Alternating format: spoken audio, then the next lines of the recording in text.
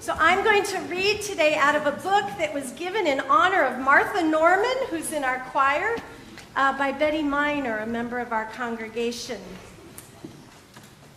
This book is called, What Does It Mean to Be Present?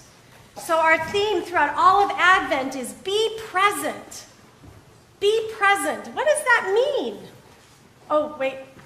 Okay, you want to tell me? It means to be here. Be here. Is that what it means? What are you going to say?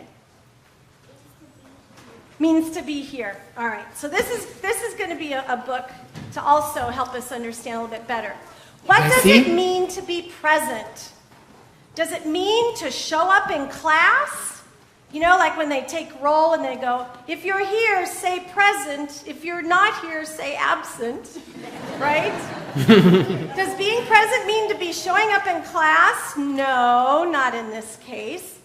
Does it mean to show something at show and tell, like as to present something? No. Does it mean wrapping yourself up in wrapping paper and bows to be a present? No. Being present means listening carefully when other people are talking. Noticing when someone needs help and taking the time to help them with what they need. Focusing on what's happening right now, not on what is going to happen next. Do you ever watch the clock and think about what's going to happen next? Appreciating what you have, even if what someone else has seems better. Being present means waiting patiently for your turn. Waiting patiently for your turn. Being present means treating each new experience as an opportunity and understanding that making mistakes is how we learn and grow. Being present means being grateful. Being grateful for your family and friends, and the other step is letting them know that you are grateful for them. Savoring each bite of your delicious food. Do any of you sometimes just shove your food in your mouth because you're in a hurry to get somewhere else and you don't even notice that your mom snuck vegetables into your sandwich? Because we're so busy, we got to get out to the playground or get to a show or whatever. We don't know, that food actually tastes really good. And then thanking your dad for making it.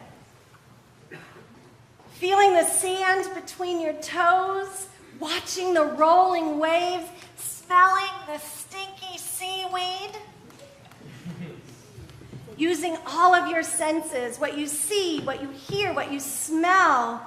Listening to the cawing seagulls and even tasting the salty air. So being present is using your whole body, all of your senses, and allowing the rhythm of your breath in and out, in and out to make you feel peaceful. Closing your eyes and being still enough to hear that little tiny inner voice that's inside you. Being present in the moment means yesterday is history, tomorrow is a mystery, and today is a gift. That's why we call it the present. So tell all your friends, all your family, what it means to be present and spread the word. When we're all present, life can be much richer and fuller and happier. Can I hear an amen? Amen. But being present is really hard. Like, how do we do that? Because we do worry about what happened in the past, and we are wondering about what's going to happen in the future. But as it would turn out, God has given us something that's built into our bodies that helps us stay in the present. And do you know what that is? If we don't do it, we'll keel over.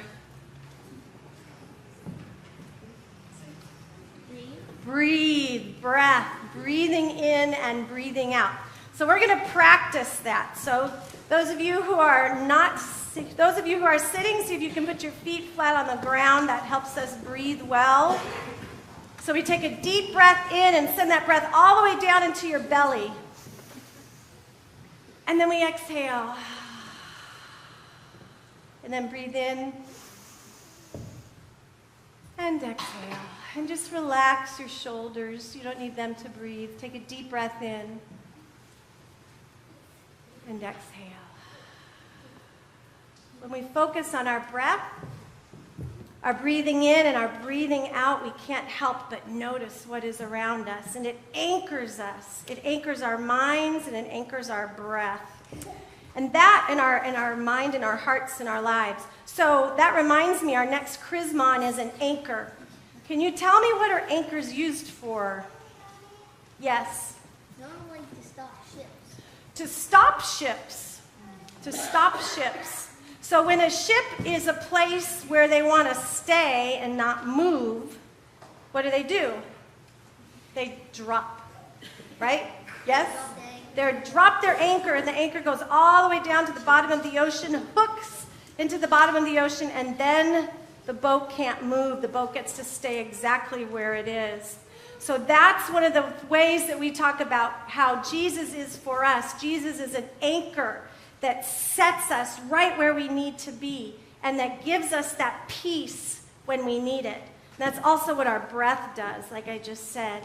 So we're going to hang up this anchor that represents Christ and be reminded that Christ is our anchor and that part of being present is being able to notice our breath and to notice everything around us that God has made. Do you want to help do that?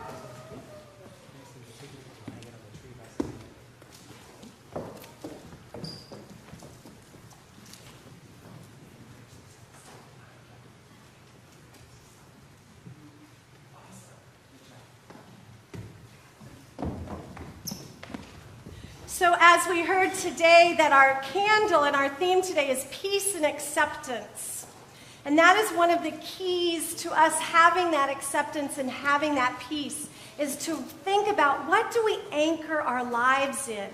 And that ability to, in the midst of everything, to breathe and to really be present to what is around us. We miss so much when our minds are in the past, which is history, and in the future, which is a mystery.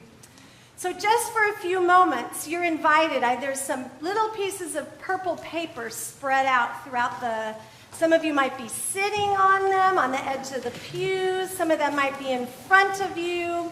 If you're unable to find those little purple pieces of paper, there are some little envelopes. And there's two questions that we're going to invite you to reflect on just for a couple of minutes. The first question is, what distracts you from the peace of the season?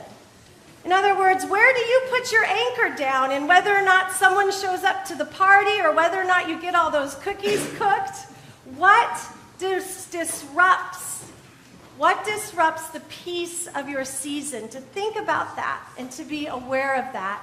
And then the second question is, what will you anchor? What will help you anchor this season to be in the sacredness, to really truly be present? Maybe it's walking, taking a walk, a 5-minute walk every day.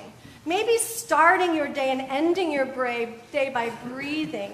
Maybe it's making sure you read your Advent devotional that so many of our members contributed to.